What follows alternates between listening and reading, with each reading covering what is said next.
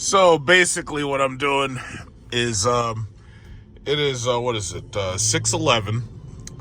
So I'm gonna just show you basically how easy it is to just let these cars just drive themselves, you know. So here you are, 6:11 in the morning.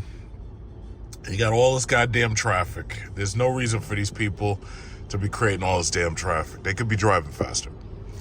But me, I ain't got to worry about it. I'm comfortable. It's like I've got my heated seat on, and you got the massage seat right here going. And basically, I'm just enjoying an uninterrupted morning drive where the car just drive itself. That's what I'm talking about. You know, so basically, this is like an everyday thing. It's like going one way, coming back, entering the city, leaving the city. This is what it is, you know. And I have to say, one thing about it is, when you have basically an electronic chauffeur, you really don't have to get as anxious. You don't have to be as much in a rush, because it's not really you putting in all the effort. So it's like, I don't have to use my hands, I don't have to use my feet. I've demonstrated this thing before, but I've never demonstrated how long it goes. This thing basically will go indefinitely.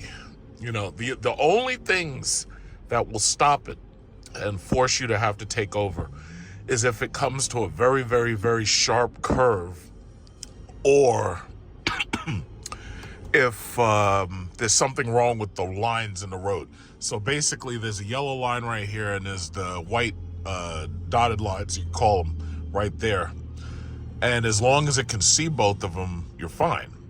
But if it can't see both of those lines, then it will force you to take over. So that means that you have to have relatively decent road repair. So if you have roads under construction, chances are you're not going to be able to use automatic driving. So basically, it looks like they're trying to put automated driving in just about every new electric car they can. The brand new Honda Prologue and the new Acura ZDX are the same car as this. The whole platform, the Ultium platform, it's the same car. It's just that they have different interiors. And both of them come with the exact same self-driving technology, too. Obviously, you got to pay extra for it. It's an option. But they both come with it, too. So what is it? Today is the 4th, and tomorrow we're supposed to see Dodge unveil the EV Charger. So right now everything's been like speculation, but what's not speculation is the fact that they're headed towards electrification. That part is pretty much fact. So are they going to make a hybrid where it's like electric motors and then they have that twin turbo Hurricane engine in it? Chances are they might, but the thing about it is, I think one of their cars, they're going to end up going full electric vehicle. It's going to be full EV. So if they do make a hybrid, to tell you the truth, that twin turbo Hurricane motor does not excite me at all, because I've already driven that and I know that there's a lot of turbo lag in it. I drove it in the Grand Wagoneer. I wasn't impressed by it. It saves only 2 miles per gallon. If it only saves 2 miles per gallon compared to the 6.4 Hemi, you might as well have kept the 6.4 Hemi. The problem ultimately is they're discontinuing the Hemi V8. And in discontinuing the Hemi V8, they want to turn to these 6-cylinder twin turbo engines, and these things really suck. It's like they require more maintenance, and the reliability is absolutely not as good. So me personally, it's like I don't foresee myself buying any more Dodges. I never wanted a Dodge in the first place. Let me just be perfectly upfront about that. I didn't mind buying the Chrysler product, but I never wanted any Dodges. And I'm very, very disappointed that the last call Chrysler 300 did not offer the Hellcat engine. I might have considered buying that, but they weren't going to offer it. I knew they weren't going to offer it because it seemed like they were just self-destructive at a certain point. It was like by the time they had brought out the Jeep Trackhawk, I knew that there was something seriously wrong with that company. Because it's like they pulled this thing out. They didn't do anything to it as far as cosmetics. They basically wanted you to rebuy the exact same car, only now it has a different engine under the hood. And I was like, you got to be kidding me. And now you're also, by the way, you're trying to charge $1,500 a month for this damn thing. So I was like, nah, that's not happening. Look at this guy right here in his little Jeep Compass. For some reason, he feels it necessary to do 90 miles an hour in that little thing. I don't know. Me personally, I don't even feel like, I don't have to race nobody. I got my car driving itself and everything. So, I'm not excited about the twin turbo Hurricane engine. That's assuming that that's what they put out. I'm not excited about it. Other than that, as far as electric vehicles go, you know, it's funny when you listen to people who don't own electric cars talk about electric cars. It's like all of the misinformation and the stupid shit that they say is just hilarious. First of all, a lot of them don't understand the difference between 400 volts and 800 volt architecture. They don't understand it. So when it comes to 400 volt architecture, 400 volt architecture tends to be less efficient and also tends to charge slower than the 800 volt architecture for the very basics. Basically what you're dealing with is you're dealing with a set of batteries that has a nominal operation somewhere between 300 and possibly 450 volts. Now, when you're talking about the 800 volt architecture, you're talking about anything from between 600 volts up to possibly even 900 volts. But what you're really talking about is two separate battery packs instead of just one. So when they split the electricity into the car, it goes in two directions. So you can charge two different battery packs simultaneously, and that allows you to fast charge. So I have to, when you see it flashing, that means that I've put my hand in front of the camera too much. So it's going to start flashing, and it'll tell me, oh yeah, well, you better stop doing what you're doing because it doesn't look like you're paying attention. So basically, as long as you stop putting whatever is in front of you and blocking the camera, you're fine. And then the green light will stay green. So as you can see, you know, it's uninterrupted for the last 7 minutes. I haven't had to do anything. It's, you know, braking, speeding up where it needs to. I have it set to 66 miles an hour. And we're right behind this little, I think that's a Mercedes GLA right there. And everything's going fine. But bottom line is, the architecture, like, those are just numbers that they just want to talk about. Now, granted, yeah, 800 volt architecture is definitely good because what it basically says is you're going to, you know, have decent efficiency. Uh-oh, look at that Ram TRX. I was about to say the word efficiency, and sure enough, look who shows up. The most inefficient non-diesel truck that you could possibly buy right now. The Hellcat Ram. Uh-oh, look at this. It's got a Ram 1500. Oh my God, it's like a whole bunch of trucks, and all of them are behind the Hellcat truck. It's like a herd of trucks. So anyway, yeah, the 800 volt architecture basically means that you're going to have a more efficient car. So basically, most efficient electric vehicles get about 3 kilowatt hours per mile. So 3 kilowatt hours per mile basically translates into, if you have a 100 kilowatt hour battery, you should be able to get somewhere around 300 miles at a minimum out of that battery.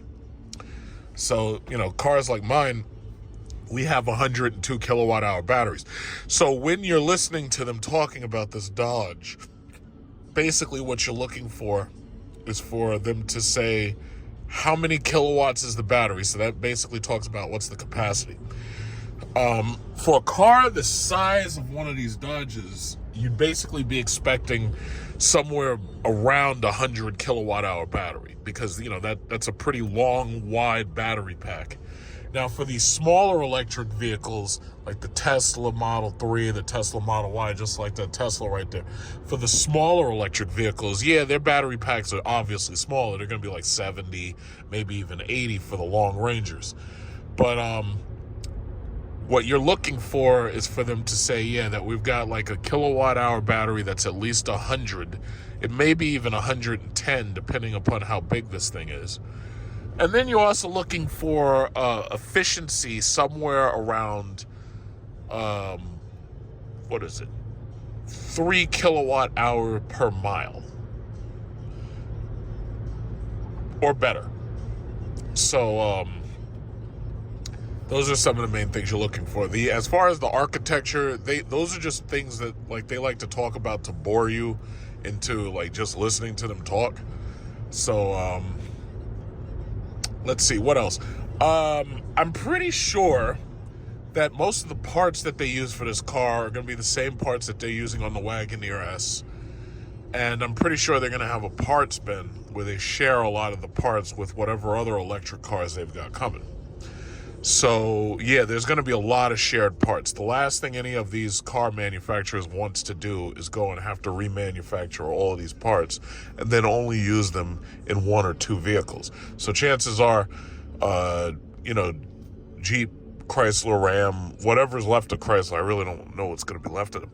Chances are they're going to be sharing a lot of parts. So a lot of their interiors are going to have features that look a lot alike. Like you may end up having the exact same navigation system in all the cars, which may or may not be a bad thing because the Uconnect 8.4 inch was actually a pretty good navigation system.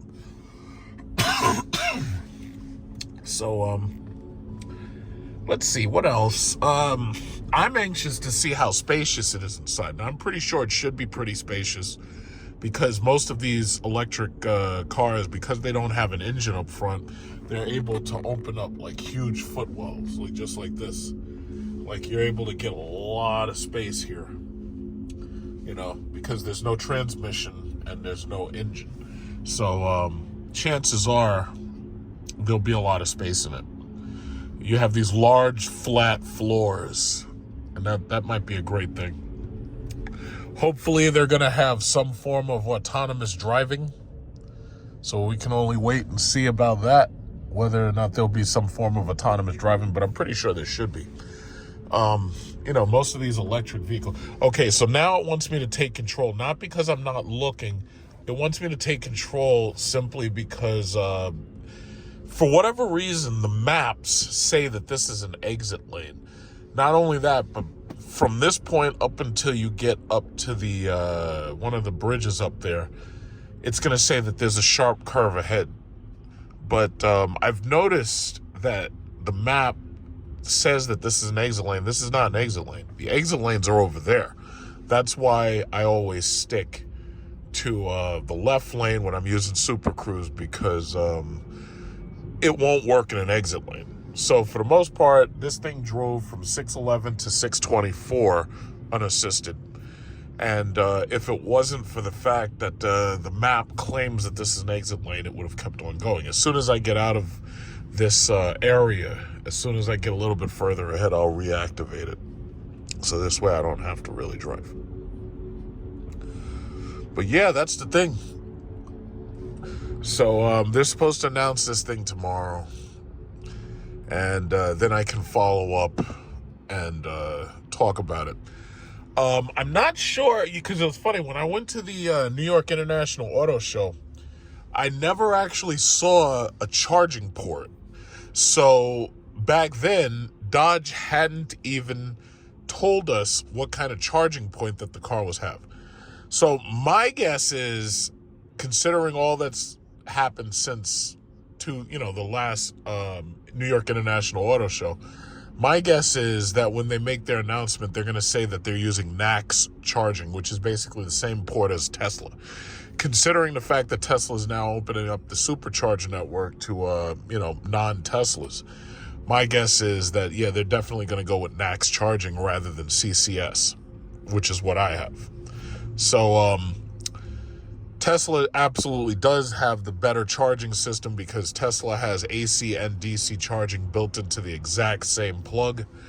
That's what happens when you're dealing with a software company. They happen to know electronics a lot better than manufacturers of cars, traditionally. So I'm thinking that they're definitely going to say that they're going to have NACS charging. What remains to be seen is how all of these Tesla owners are going to feel when they're, in a Tesla dealer And then they're buying their cars thinking that they have exclusive access to these superchargers. And then all of a sudden they show up at a supercharger, and now you got a freaking Jeep 4xe next to you, just like this Jeep 4xe. Or you've got a Dodge Charger or a Dodge Challenger or whatever the hell it is next to you on a Tesla charger. I'm not certain that the Tesla owners are going to be happy about that. I really don't think they're going to be. I think they're going to be like, wait a minute, I thought we had these to ourselves. You know, I don't think they're going to be happy about it. The other thing that I'm interested in finding out is, where is Dodge going to put the charging connector? Because a lot of these cars, okay, we're coming out of the space, and as soon as the Super Cruise logo comes back, it's that little white steering wheel. As soon as it comes back, I can reactivate Super Cruise now that we're out of the space. There's nothing sharp about this turn. I don't know why they say that, oh yeah, well the turn's too sharp. I don't understand that. I understand that they want to err on the side of safety, but I don't really consider that a sharp turn. There it is. So the logo came back, so all I got to do is hit that one button, and boom, we're right back to where we started. So I wonder where they're going to put the charging port. Are they going to put it in the back of the car? Are they going to put it in the front of the car? Are they going to put it on the side of the car? Like, I'm anxious to see where the Dodge is going to put that charging port. What else? So we got to look at how big is the battery. You see that charging port, like right there? Most electric vehicles have a charging point on the driver's fender. So we want to see what size the battery. We want to see how efficient the battery is, how many kilowatt hours per mile. We want to see, miles per kilowatt hour, kilowatt hours per mile. We want to see what that is.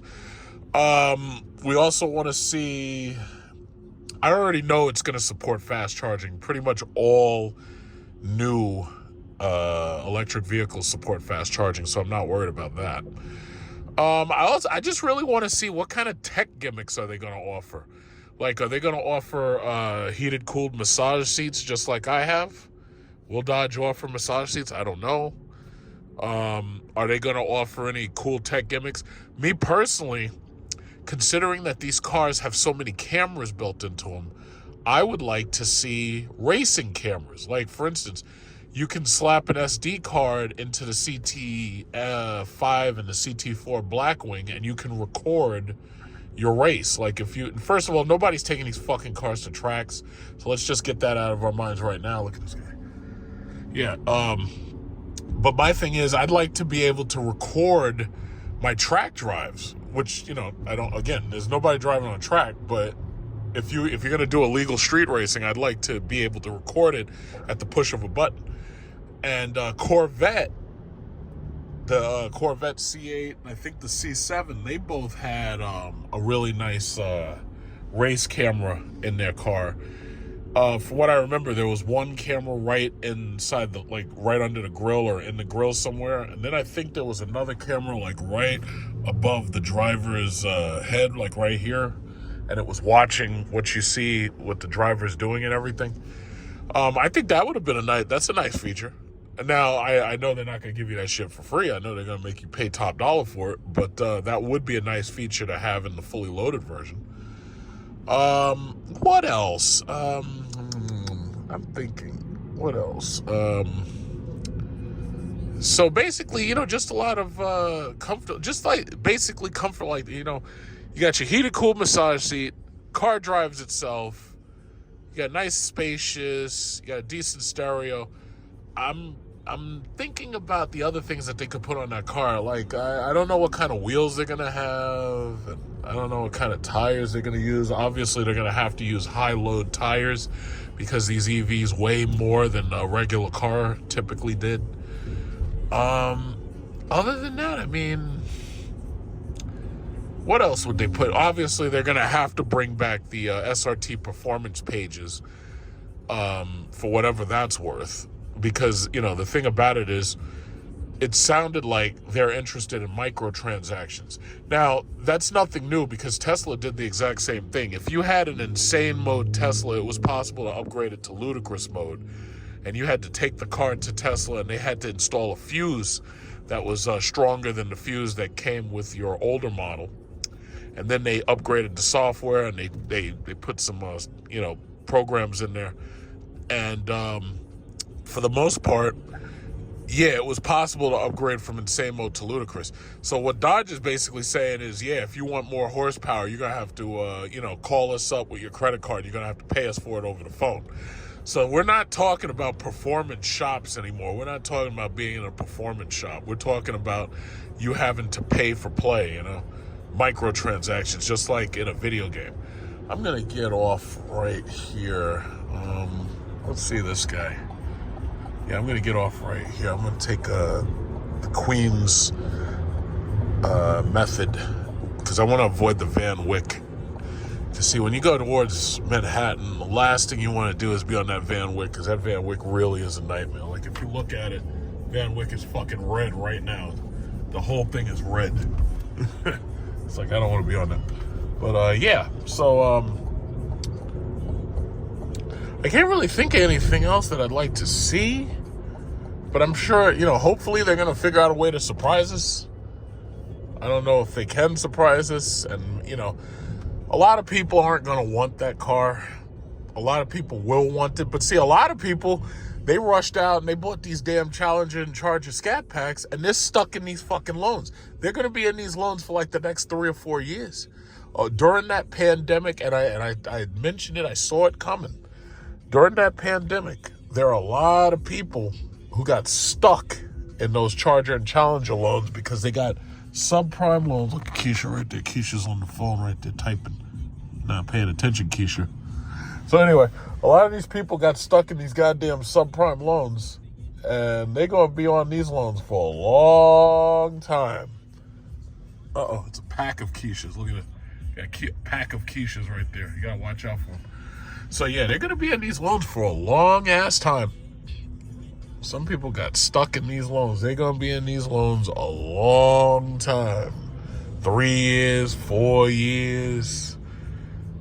Some people, they got 12-year loans. I call that? I call that, what is it? That's a long time. 144 months. That's 12 years a slave. Like, they got stuck in some serious bad loans right here. Look at this guy with this Mustang. What's wrong with this guy? Yeah, but some people got stuck in some badass loans. It's like, oh yeah, man, the pandemic's here. Let me take my stimulus check and run out and buy a Dodge Charger. And then what bothers me is I'm listening to some of these YouTubers and they're up there screaming racism. I'm like, wait a minute, that's not racism. No, the slave master didn't force you to go sign your name to a 144-month loan. That, I'm pretty sure it didn't happen that way. Nobody held a gun to your head and say, hey, yeah, you see this Dodge Durango Hellcat? Yeah, well, you gotta have it. Sign your name to this. Nobody forced you to do that shit. So as far as I'm concerned, oh yeah, but it's unfair practices. No, excuse me, the unfair practices is charging $250,000 for a $40,000 Dodge Charger or Dodge Challenger.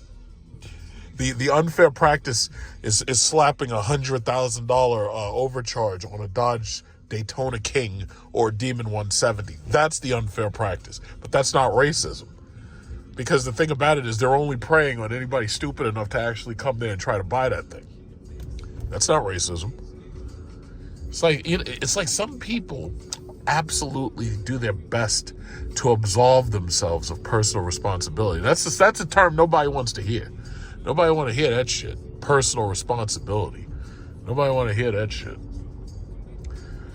But bottom line is, they stuck in these loans. They ain't getting out of them at all. They ain't getting out of them. They stuck right there financing themselves. So don't be surprised if, oh shit, this Mustang's sneaking up on me. Oh, I don't want no Mustang behind me. Them some scary ass cars. Them Mustangs be hitting people and maiming and crippling people. I don't want that guy behind me. Goddamn Mustangs. Electric Mustangs, real Mustangs, I don't trust none of them. So anyway, what was I saying? Yeah, it's like these people don't want to hear nothing about no personal responsibility. Yeah, I gotta get away from these Grubhub guys. These guys are slow. These guys are like distractions. Wait, where is he? I can't even see him. The fucking guy's invisible in that blind spot. Uh-oh, here comes the Mustang. The Mustang's gonna deal with him permanently. Uh-oh. Well, what's going on here? don't like these guys near me. Like, cause it's like when that guy's in the blind spot, you don't see him at all. But anyway, what was I saying? Yeah, personal responsibility, man. There ain't no racism. Not at least not in signing up for a car. Racism is when you come in, try to buy a car, and they refuse to sell it to you because you're a color. That's racism. Racism is not, oh yeah, well, oh, you want this scat pack right here? Well, yeah, there's a $15,000 sticker overcharge. That's not racism. That's just greed. And they're getting away with that in states where everybody's the same color. So, no, I'm sorry. I'm sorry, I can't accept that. Now, this right here is typical of Jamaica Avenue, Queens. You see this? Look at this shit. This guy somehow figured out a way to wedge his Camry underneath this truck. Now, you see this? I wouldn't believe it if I hadn't seen it myself. He wedged his freaking... Okay, so I'm going to go around. All right, everybody be careful because I don't want to wedge my Lyric underneath no goddamn truck. This is ridiculous. How? How did you do that? How did you do that? You wedged a car underneath a truck. Like, that doesn't even make sense. Like, what are y'all doing out here? These people, it's like you're not paying attention. You're playing chicken with a 10-ton truck. It's like, what are you doing? I don't get it. I just don't get it. Some of these people, man, just keep them away from me. Just keep them away from me. I ain't trying to get no scratches, and I ain't trying to get no impacts. Okay? It's just ridiculous. This is the Van Wyck right here. You don't want to be anywhere near this thing when there's rush hour traffic. You don't want to be anywhere near it. So many Teslas. It's ridiculous. I don't think that, like, I've ever had a chance to really showcase a crazy New Yorker before. Look at this guy. Look at this guy. Do as we say, not as we do. Now, this guy is ahead of the curve on I don't know if he's based or what. We're gonna have to come back around because I got this goddamn guy behind me with a Jeep. We're gonna have to turn back around on this guy. Well, hold on. We're gonna have to spin around on this guy. Hold on. This guy right here. This guy's got some issues. Hold on. This guy's got a Camaro. Good for you. All right, got the Camaro. All right, everybody, slow down. Slow it down. All right. Now we're gonna have to go back on this one.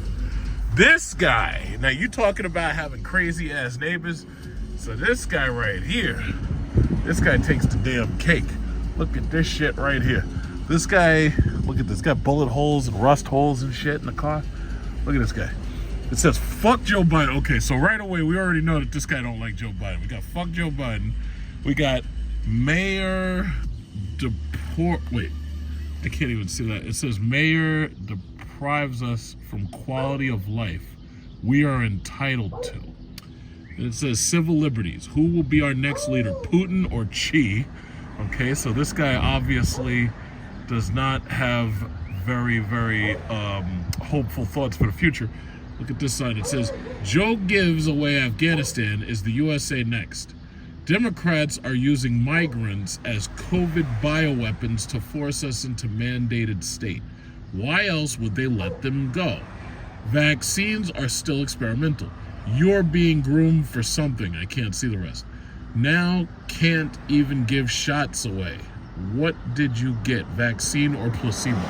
So this guy right here, and he's got a tent outside. He got the whole house and everything. This guy right here takes the cake for disgruntled American. I hope this guy's gonna vote. So on his truck, it says, shush, you're next. Civil liberties, arbitrate this. I think that's a coffin. Stop burying the issue. So you see that guy right there? Now you see how high those fences are? That guy right there, I can bet he has like an arsenal inside that house. I can bet. But yeah, that's what it is. That's New York for you. That's New York. Every now and then we get one. I'm not saying he's wrong. I'm just saying he's crazy. I'm not saying he's wrong, though. That place looks like some shit out of Resident Evil.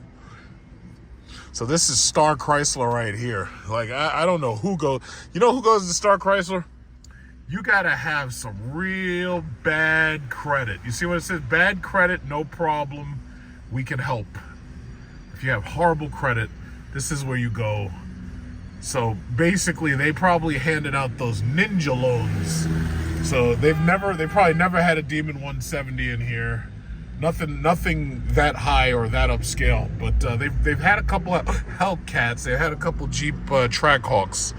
But chances are, whoever bought those people are stuck on ninja loans for the rest of their natural lives. Star Chrysler. This is actually where I used to take my Chrysler 300s when I had a problem with them. But this area has changed a lot since then. It's much more crowded now. Yeah, so yeah, we don't come here anymore. Yeah.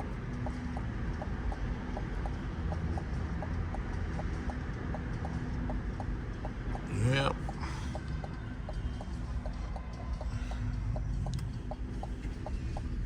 Oh, there we are. Oh, they have a Durango in there. Is that a Durango SRT Hellcat? Might be. Oh, yes it is. I'll be damned. They got the Hellcat. They got the Hellcat Durango. Anything else? They got some 4xEs. Oh, they got another Hellcat. Hellcat Black Durango right there. Look at that. You got the Hellcat Black. But that's about it. I don't see anything else exciting in there. There's nothing else exciting. Uh-oh. Wait a minute. Oh, okay, yeah. There's a Jeep SRT 2017 right there in white. I passed by that. I don't know if that's theirs or if that's a customer's. Yeah, but, oh, look at this guy. It's the officer right there. That's the old black cop. Don't mess with him. Look at this. Roti Paradise. They got some cars in here. See, they tried to make this a Fiat dealer. They tried to make it so that they could sell that Fiat Alfa Romero shit. Nothing. So they're selling a couple of shitty-ass Dodge Hornets.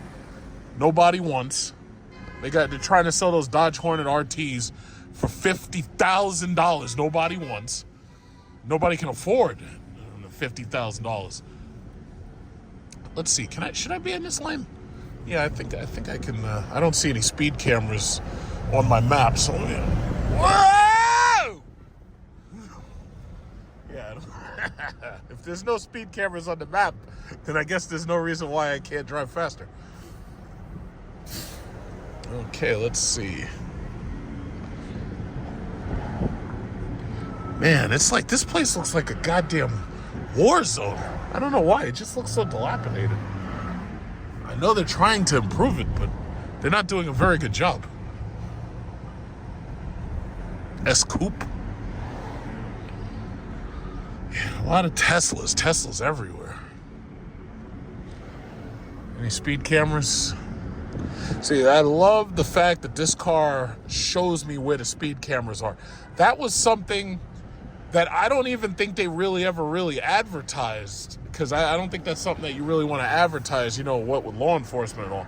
Oh, there's one. Just popped up in orange. Speed camera. Look at that. Speed camera. I got two. I got to watch these speed cameras on two maps. Look at this. Speed camera. Got a speed camera coming up.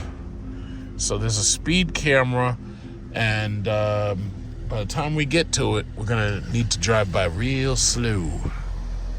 I wonder, will the Dodge, what is it called? The EV, whatever they call it, will that tell you where the speed cameras are? Because I think that's an absolute awesome feature, because normally I speed, and I don't have time to be getting $50 tickets in the mail from some shit speed camera. I don't have time for that. So hopefully the Dodge EV will have that feature. I hope. So just in case you're wondering, this is South Jamaica. That's why this area actually is probably Cambria Heights. So we're entering Floral Park in a minute. Yeah, so the speed camera is right up here. Right up here, just waiting and watching, trying to catch somebody like me. But I ain't got time for that. Let's see, where is it? It's coming right up.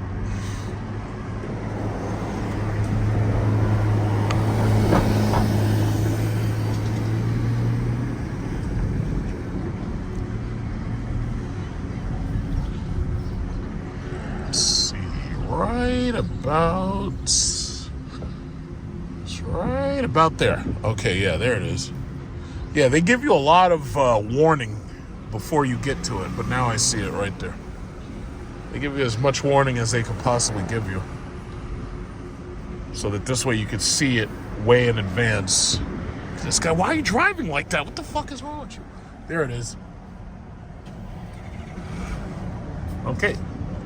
So now that I've passed the speed camera at 24 miles an hour, now it's, okay to exceed back to, 30 something miles an hour. Now, what I also like is the fact that, you see this speed camera, because that speed camera is on that side watching this direction, it doesn't talk about that speed camera because I'm in no danger of that speed camera. I had to explain to people, if you pass the speed camera has a radar on it that knows exactly how fast you're going because it's radar, but they can only get you in one direction. They can't get you in two directions. So what most of these zones have is they have one camera that faces one way, and then they have one that faces the opposite direction. This way, they can get you in either direction, but one speed camera can't do both. So that, as long as you understand that, you're good. I've studied my enemy. Studied the enemy very, very carefully. Because see, what bothers me more than anything, I could understand if speed cameras could shut your car off or force your car to slow down.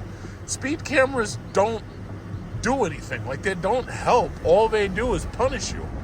They don't help, because I'm damn sure, like, listen, I've gotten lots of speeding tickets from these stupid cameras, but it never slowed me down.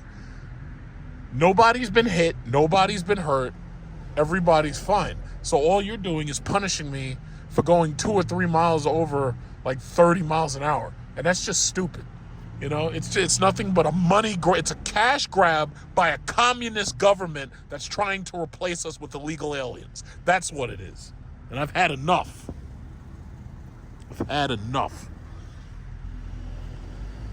It's a cash grab. Now, what's funny is, once you cross this line, you see how you see Cross Island Parkway? Once you cross this line, you're now in Floral Park. So once you get to a certain point, there's no more speed cameras because you're no longer in New York City. I believe that the Cross Island was the end of New York City. Now the area code becomes 516. So now you see 516 area codes instead of on the other stores. You see over there, you see 718, right? So once you're in 516, now you are in Nassau County, Valley Stream, whatever. The bottom line is there's no more speed cameras. Or at least there are red light cameras, but for the most part, they don't care about how fast you're going. So as long as you don't run a red light, you're good. It's amazing that just by crossing a line of a county, that the laws change radically. It's just absolutely amazing. Look at that guy. That guy just ran. Well, he didn't really run the light. Technically, it was like yellow. But, like right here, where I am right now, I have all of my gun rights simply because this is Nassau County. But as soon as you cross that fucking line, now all of a sudden you're nothing but you're a disarmed New Yorker who now, if somebody starts some shit, now you got to try to fight them and choke them with your hands and stuff. It's like, we ain't got time for that. So, fortunate are the people who get to stay on this side of the line. So this way, and I want you to notice, it's cleaner, it's quieter, because once you cross this line, we ain't taking no shit. Everybody on this side of the line is armed to the fucking teeth. On that side, the only people, you know how they say if guns are outlawed, only outlaws will have guns? Well, basically on that side, it's just the cops for the most part. This Porsche's trying to make all the goddamn noise. Isn't that amazing? Just by crossing a county line, everything looks nicer. It's cleaner. It's cleaner, nicer. You got different laws here. You know, it's just amazing, you know? It's like, let me tell you something. They're going to fuck California up just like they're doing in New York. It's going to be filled with illegals. It's pretty soon it may get so bad that they may actually try to force these people into your house. Like won't you take in a family? Won't you put them in your basement? Because see, now the Constitution says Congress is not allowed to put soldiers in your house. Like that's the Third Amendment, if I'm not mistaken. But it didn't say nothing about illegal aliens. So chances are that guy back there with all them crazy ass signs, chances are that guy was right. I'm saying, yeah, he's crazy, but that doesn't mean he's wrong. It's another 4xe right here. It's a relatively new building. I like that little restaurant, Kung Fu Tea, and you can have nice Asian, teas made and stuff. You get like the tapioca balls and everything. You got the Tiger Schulman's here, Children of America Educational Child Care. It's funny, every time I pass by a Tiger Schulman, because I actually have a cousin who owns his own Tiger Schulman, but every time I pass by, like, I'm expected to see somebody getting their ass whipped, but you never really see that.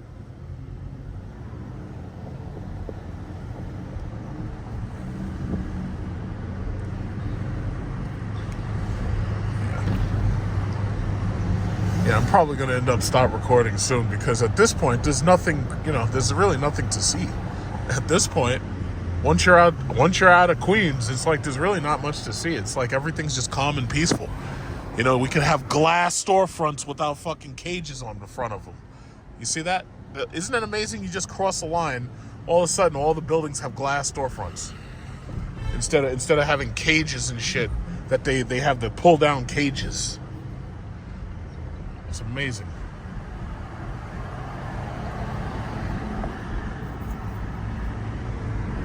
This Porsche's still trying to catch up here.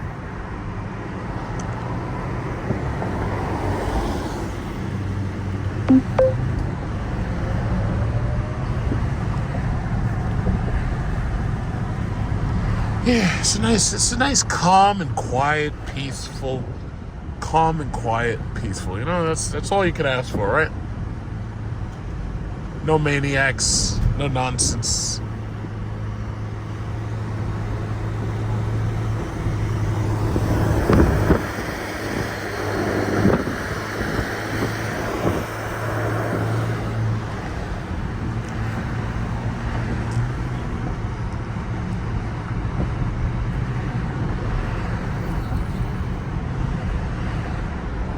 It's just nice.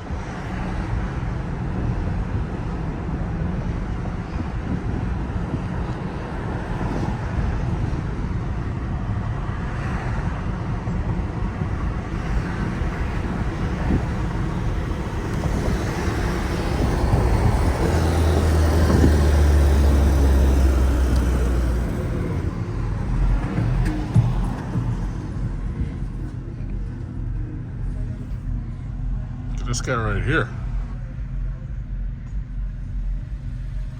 He's waiting for the bus or so. Yeah, he's waiting for the bus to Mineola. What the hell is that on this guy's head?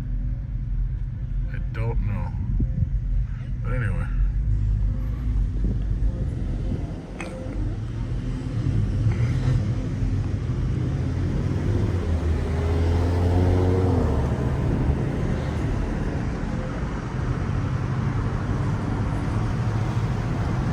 We're making good time.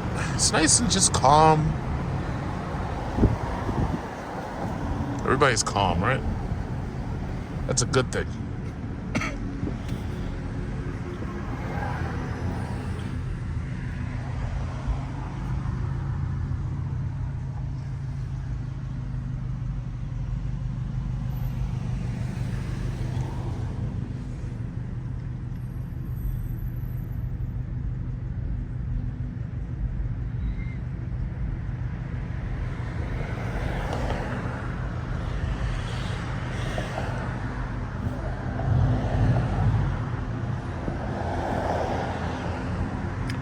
Yep, not much going on, not much going on.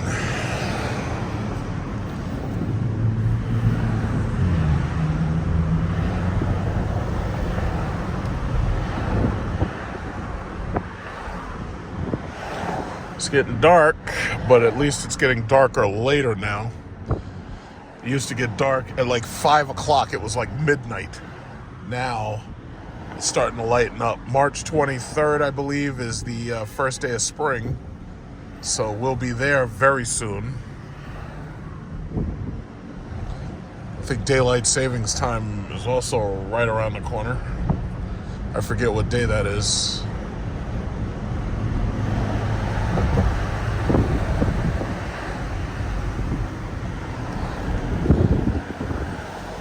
Oh, that's a nice music store.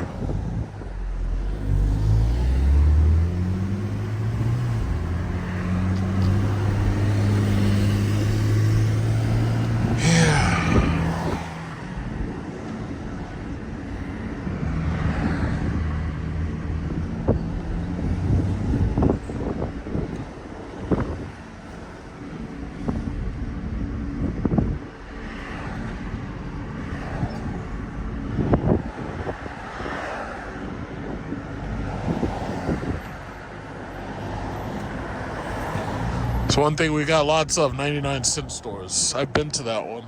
They really don't have a lot of stuff in it that I actually like. Like, I'd rather go to like Family Dollar or Dollar Tree.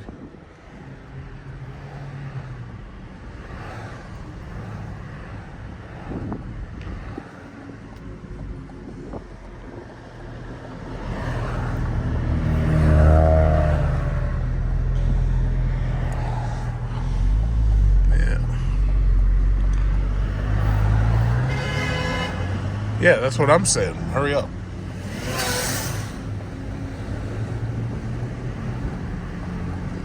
I'll close up these windows because it's getting a bit cold. It's 51 degrees now. It's like the temperature's going down. All right, Williston Park, I guess. Williston Park.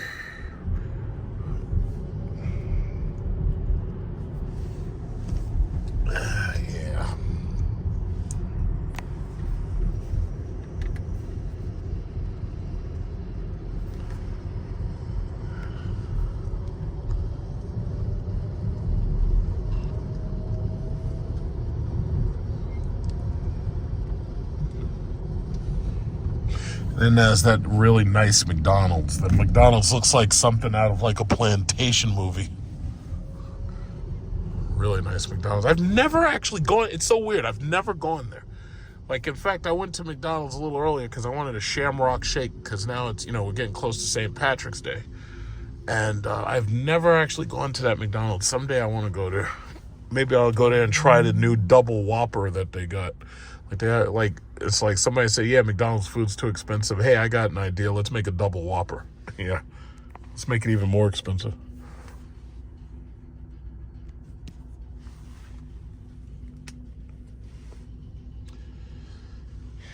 Yeah, not much going on. It's nice and calm. Look at this. Auto repair.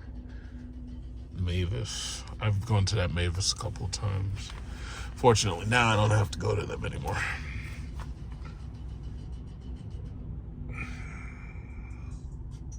This video is about the Dodge EV. I figured I'd stop in and I want to see how much money they're overcharging on these goddamn demons.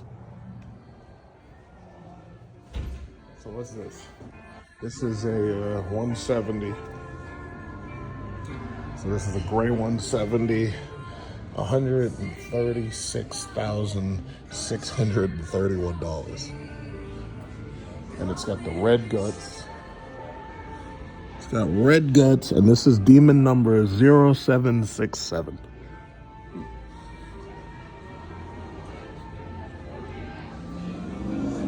You gotta watch out for that music. They're gonna give me a goddamn YouTube copyright. I think they actually have two of them.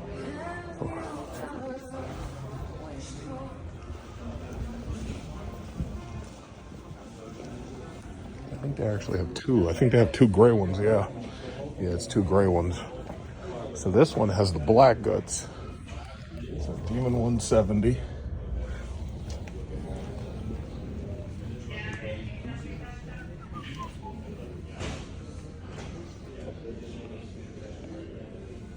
They have two gray ones, one with black, one with red. This one, oh, the sticker is there. So this is Demon number 2262, and this one is 121,000. 121,000. See if they got anything else. See if they got anything else fun. Yeah, so much for those V8s, huh?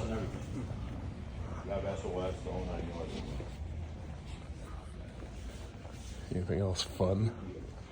You got a shaker.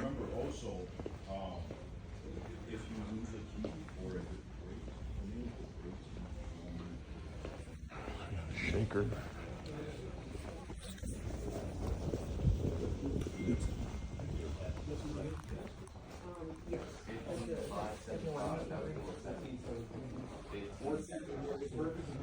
Oh yeah, I gotta go out the other way.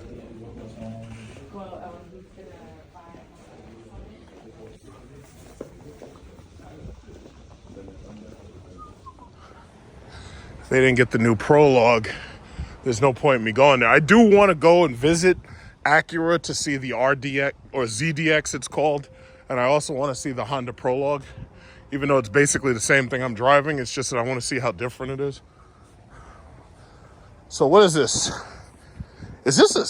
Oh yeah, this is a shaker with the pins, but this is still a Scat Pack, I think, because I see that stupid B logo. I hate that. I don't know why they would put that on there.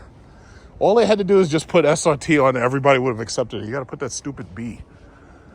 All right, so I have another Scat Pack. I don't see anything interesting. I'm very interested. I don't see anything radically interesting. So I guess it's going to take time for that to change.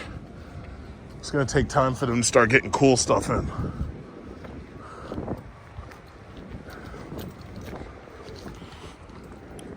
Yeah, but notice all these damn WK2s. It's like this almost breaks my heart. And that was a goddamn good truck, but everybody's trading in the old one and getting a new one now. Almost makes me wonder, how long I should hold on to mine.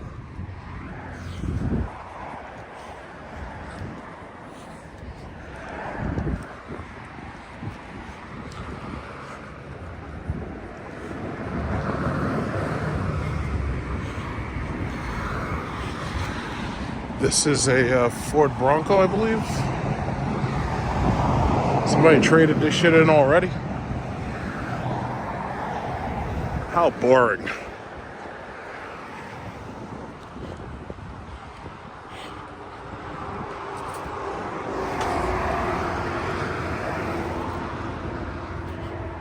So just two Demons, huh? Two Demon 170s, that's all they got. No, some of these dealers ordered like a single Daytona King. Some of them. So they had Demon 170s, they had Daytona Kings. And now, I don't know what's happened, but it's like the entire interest behind the things has collapsed. It's like all that interest has simply collapsed. And nobody's trying to buy those things, especially at those ridiculous sticker prices anymore. So basically, these things are just like sitting there. Just like that one. It's a nice car. I mean, it's a Demon. You can't argue with that shit. Thing about it is, if you buy a Tesla Plaid mode, you can whip his ass. See if I can get across here. I want to find out when they get the Prologue. I should not be walking into a Honda dealership for any reason, but it just happens sometimes. So I just went in to take a look for the Prologue, but they haven't gotten the Prologue yet. So they're going to just give me a call as soon as they get the Prologue demo in.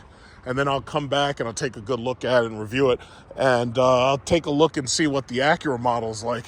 But for the most part, it's all the same car. For the most part. The Chevy Blazer EV, the Cadillac Lyriq, the Prologue, and the Acura ZDX. They're all the same car.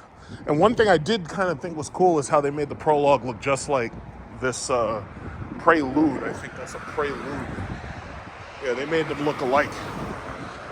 Thought that was kind of interesting. That's pretty cool to have a small car that looks like the big car. All right, so it is March 3rd.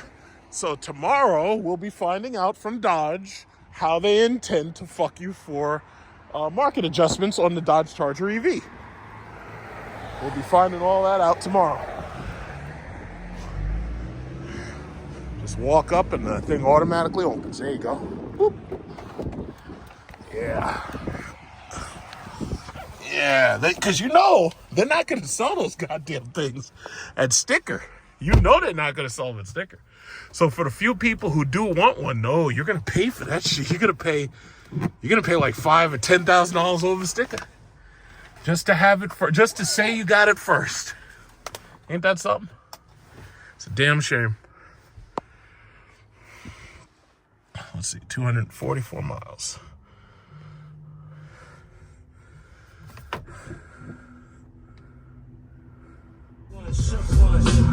Yeah, it's like I had to disconnect my phone in order to not have it interrupted by the video recorder. But yeah, that's the thing. Dodge is gonna, that when those things come out, the dealers are going to go ape shit, and they're gonna mark the shit out of those things. My guess is it'll start at about $10,000 and up. Oh, well, don't you know this is the new Dodge EV? You know you got to pay a premium, right? I just can't understand how the manufacturer itself allowed the dealers to get away with this. Like the markups are obscene. I don't understand how they allowed them to get away with that, because all they've done is they've left a bad taste in the buyer's mouth. A very, very, very bad taste. It's like, why would you allow them to do that? So you got all of these damn YouTubers now. Oh yeah, it's gotten to the point, like, I believed that I was the person who invented that entire idea of count the Trackhawks, like where you go on the lot and you count the cars that are just sitting there and not selling. And now I'm looking at all these YouTube channels and all these guys doing my shit. They're walking around, buzzing around the lot like mosquitoes. Oh yeah, Dodge, you can't sell this. You can't sell it because it's so expensive. And then these guys are literally YouTubers. These guys are sitting at home calling up Dodge and calling up the dealers and harassing them about the pricing of the cars. Oh, you said it was for sale, but now I find out it's an auction, blah, blah. It's like, yo, guys, it's like, you could report that shit to the Better Business Bureau, but even they don't give a fuck. And as you can see, when they put those market adjustments on those cars, however they justify it, that's just what it is. So if you're serious about buying it, go in there and buy one. If you're not, then just leave them alone. They ain't nothing. You're not getting. What are you trying to do? Slut shame them? You're trying to slut shame a dealership? Doesn't make any damn sense. I'm watching these guys, and everybody's full of shit now. It's absolutely incredible. It's just like these dudes who start talking about mining cobalt and shit in Africa. First of all, none of these people gave a shit about African cobalt, tantalum, coltan. Nobody gave a goddamn about that when these kids were in the mines and you were buying iPhones and laptops and desktops. Now, all of a sudden, everybody's a goddamn geologist. That's amazing to me. Nobody gave a damn about them people. You know where all that lithium's coming from? It's coming from the lithium triangle. That's Bolivia, Argentina, and Chile. Chile, down in South America. It's called the lithium triangle. Nobody gives a damn about them people. Here's my question. How many times did you call down to the lithium triangle and say, yeah, why are you exploiting these people and using up all their water to mine lithium when you were buying iPhone 15? Not a goddamn one of you. Here's a question. How many of you called up to Africa and you called Zimbabwe, or you called Congo, or you called Nigeria? And, how come for my Apple Vision Pro, you've got these young little poor children mining coltan? Not a goddamn one of you. So why the fuck are you acting all crazy now? Why are y'all talking all that shit now? No, the bottom line is Dodge slapped a sticker on these cars. You can't afford it, and now you're angry. That's what it came down to. You don't give a goddamn about no fucking coltan. Who are you kidding? Just stop. Just stop with that self-righteous bullshit. You know who I'm talking to. Just stop it. It's like, hey, Ghana, how come you didn't stop those little kids from getting into the mines when you were building my Apple Mac 17-inch desktop screen? You didn't call down there for that. No. But meanwhile, you're harassing dealers over demons and Daytona Kings because they've slapped a $75,000 over sticker charge on it. You don't give a damn about no damn children.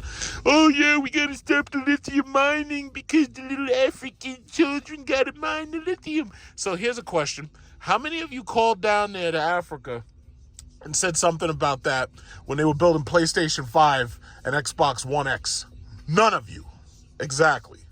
None of you. So just stop. Oh, but it's only because the electric cars use more coltan than the Xbox and the PS5. That's why I didn't call before, but now I'm calling because, now they're making the children mine more. It's like, get out. Just stop. Just stop it. You sound stupid. Really stupid. It's just pathetic. That's just what it is. It's like, I ain't worried about it. Look at that. Volkswagen put that line across all of their hoods. That's interesting. Yeah. like I care about Africa. I'm calling up there. Oh yeah, yes. Hi, I'd like to file a complaint. I found out that the minerals in my PlayStation 5 were made of conflict diamonds. It's like, no, you didn't. Just stop. Just stop it. Just stop. I don't even want to hear that. Like, when I hear people with that self-righteous bullshit about save the earth, it's like, you people are stupidest motherfuckers on the planet. First of all, in 5 billion years, the sun is going to turn into a red giant. Right now, it's a main sequence star, so that means it's in the middle of its lifespan. It's going to turn into a red giant, and guess what's going to happen? When it does, it's going to expand because the hydrogen has run out. It starts burning helium and larger elements. It starts fusing those, and then it's going to expand. It's going to get bigger. It's going to roast Mercury. It's going to roast Venus, and it's going to roast the Earth. At that point, all of that self-righteous nonsense about children in Africa mining tantalum and the lithium triangle in South America, all that shit ain't gonna matter one goddamn bit. So it's like, why you just stop. Please just stop. You make yourself look silly. Just stop.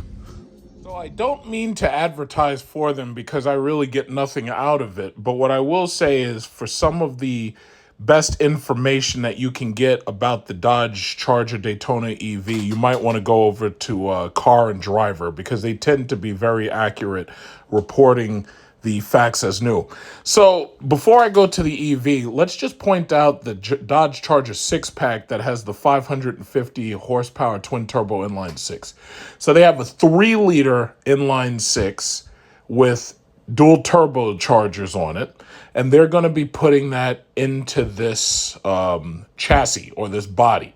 So I'm guessing that you're going to get the 2 or the 4 doors, and the maximum amount of power that you'll be able to get is 550 horsepower. Now, I will tell you this. I've driven that twin turbo Hurricane engine already with the Grand Wagoneer. Now, the Grand Wagoneer weighs 7,000 pounds. It's a really big, beefy truck. And from what I've seen, the twin turbo Hurricane only saves you about 2 miles per gallon. And the problem that I have with it is that you get a large amount of turbo lag. Anybody who's driven a turbocharged car may know what I'm talking about, but if you've only driven the Hemi V8 or you've only driven a supercharged Hellcat, maybe you don't understand what the twin turbo lag is. See, the problem is it takes turbos time to spool up. Even if that time is a half a second, 1 second, whatever it is, it takes a noticeable amount of time. And the issue that I had was that you get low-end immediate torque from a V8 that you absolutely don't get from twin turbos. What I can also say is that an electric vehicle delivers that torque instantaneously, which is much, much faster than a V8. That's part of the reason why these electric vehicles are easily able to beat a V8 powered car off the line. The only caveat is that, if people spend a whole lot of money making a car run like 6 or 7 seconds, and they have like a chassis car, and they do that. If there are some tricks that you can do to make one of these cars run much, much faster in the low end, but for the most part, it's very difficult to cheat physics and still have a production car that you can actually sell and warranty. So for the most part, unless you're spending a lot of money, chances are you're going to end up not liking the twin turbo as much as you would have liked, say, a 5.7 liter Hemi or a 6.1 liter Hemi or a 6.4 liter Hemi. But that's the 6-pack. 550 horsepower really ain't that much better than what you have in the 6.4 liter Scat Packs. In fact, if I had to choose, I'd rather have the V8 in the Scat Pack than to have one of these, 6-packs. I'd rather have the Scat Pack. Now, me personally, I don't like the Dodge product anymore. I really don't like Dodge. I preferred the Chrysler product. But I would say I would rather have the Scat Pack than to have a 6-pack. I don't care if it is 50 more horsepower, and I don't care if you do promise slightly more miles per gallon. If I'm going to have something, I want it to run the way I want it to run. I don't want to hear those goddamn twin turbos. I want to hear the V8. I don't like the sound of turbochargers. I just don't like it. Now, back to the EV. So they released pretty much what information that they had for the press in the EV. So I'm just going to keep this short because you can read this yourself. So they say, swapping V8s for a 400-volt system. The new all-wheel drive Charger has up to 670 horsepower as well as drift and donut models. My guess is that they may make it so that you can upgrade the amount of power in the car using microtransactions. Like you can call them up with a credit card and you can tell them that you want to upgrade the amount of power. My Cadillac Lyriq had what was called a velocity upgrade, and they did it over the internet. And people who are still waiting for it, you're waiting for them to upgrade it over the internet. Now, I think you can also take it to the Cadillac dealer and they can install it themselves. I'll make a separate video about the velocity upgrade. But the bottom line is, this is a 400-volt system. They're saying right here that it's 93.9 kilowatt-hour batteries. Now, elsewhere, I read that it's 100 kilowatts. My guess is it may be 93.9 accessible, and it may be 7 in reserve. However, we're going to have to wait until they actually sell the car for us to be 100% certain about that. Okay, so they're just talking about it.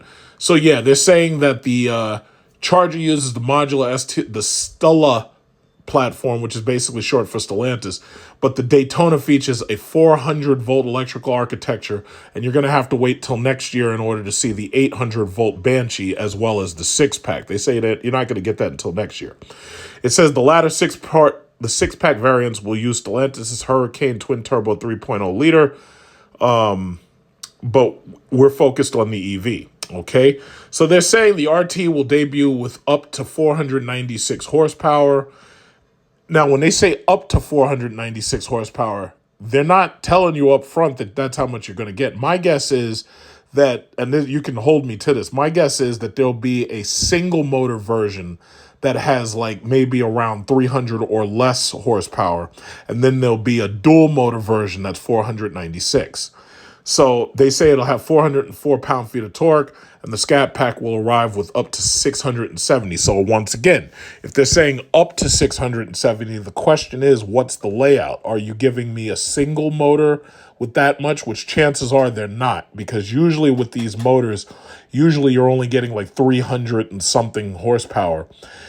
Tesla, in order to generate over 1,000 horsepower, they have 3 motors, and so does the Lucid Sapphire. The Rivian R1S, R1T, the truck and the SUV, they have a quad motor design. So they're able to generate a lot of power very quickly. They're able to make those things very, very quick off the line. But, you've got 4 motors, and obviously your weight goes up as you add motors, obviously. It says the Scat Pack has a Stage 2 kit worth 80 horsepower. There's a direct connection Stage 1 package worth 40 horsepower. Next year, those will be optional and cost extra. So each car's base level output will be lower. So basically what you're saying is take any of these numbers and subtract 80 from it, and chances are that's what you'll be getting up front. And then if you want more power later on, you're going to have to pay them. I'll tell you right now, I'm pretty sure that the average Dodge buyer doesn't want this.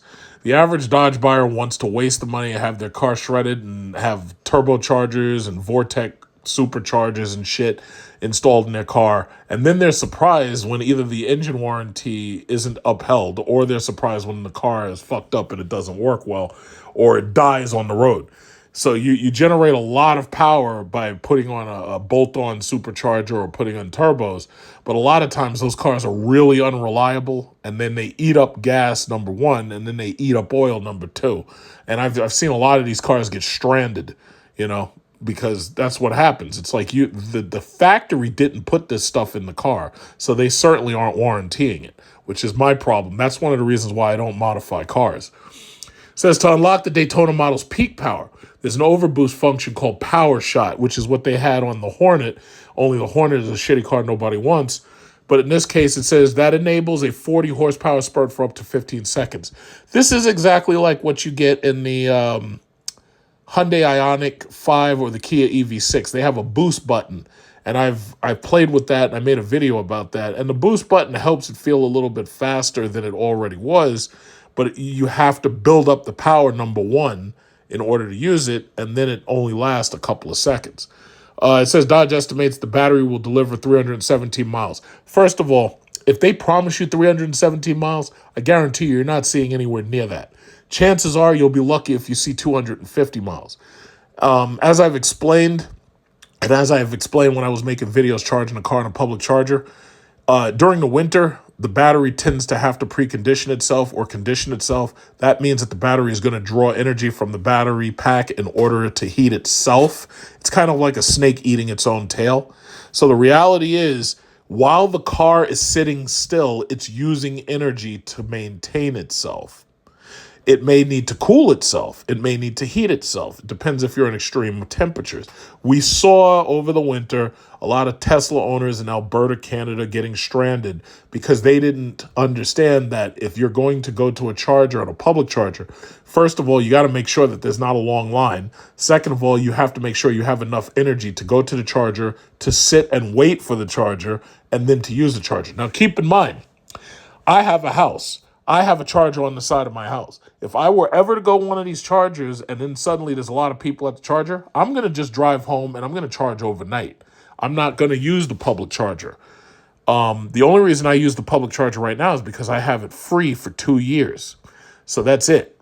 But most other people who buy these cars, they're not going to get a free for 2-year deal. In fact, I doubt anybody's going to get that deal on any car anytime soon, because right now, unless they're seriously trying to move these things, they'll give you a credit for maybe $750, but I doubt they're going to give you 2 whole years free or even 1 whole year free. Tesla used to do that, and they had to stop doing it because they wanted to start making money on their supercharger.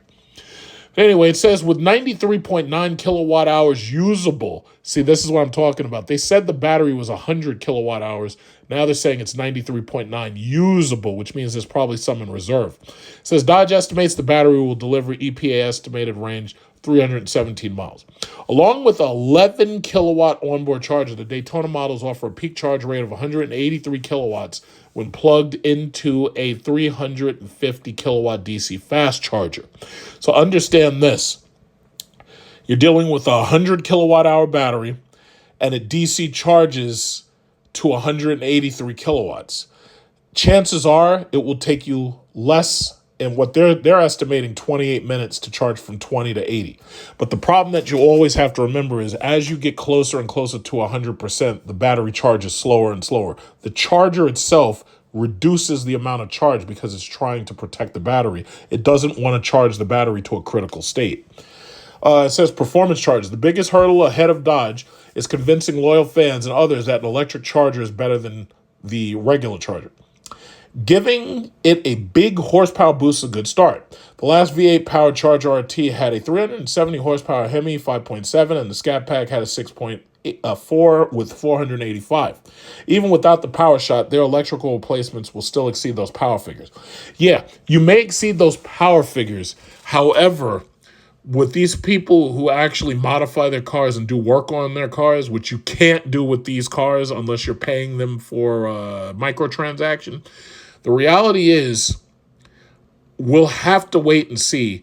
I'm guessing Dodge may use the Hellcat itself as the standard for making the Banshee, and I'm guessing that the Banshee is going to be pushed to whatever they have to push it to in order to beat the Hellcat, so that this way they can brag about how much faster the Banshee is than the Hellcat.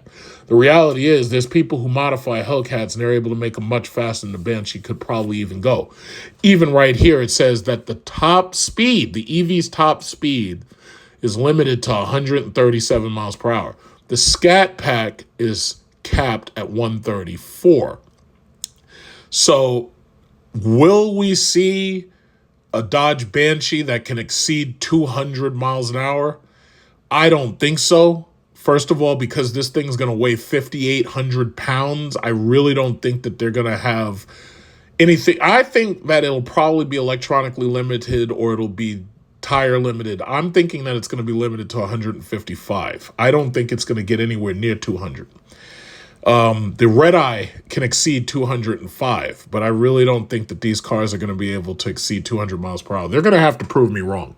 It says, of course, electric cars are inherently quicker thanks to the instant torque, blah, blah, blah. For example, not only are a set of wide 275 section width tires standard, but the Scat Pack available track pack includes even wider and stickier rubber. So you get 305 35 ZR20s and 325 35 ZR20s in the rear.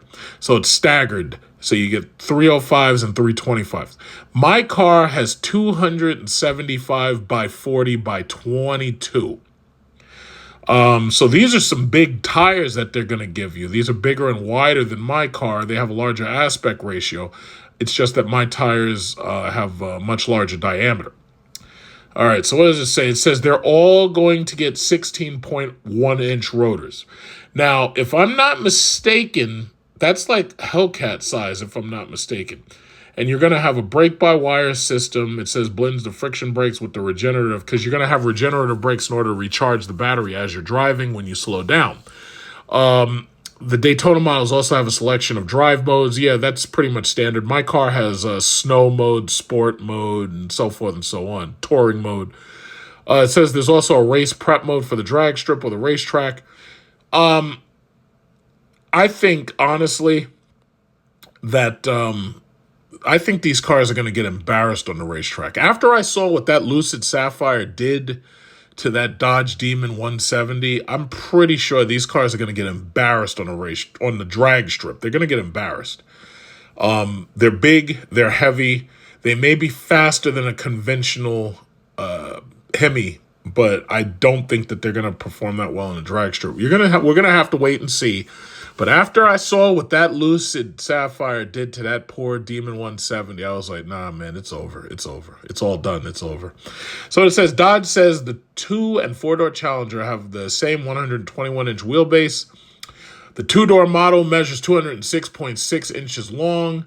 That's pretty long. Spans 79.8 inches wide and stands up to 59 inches tall.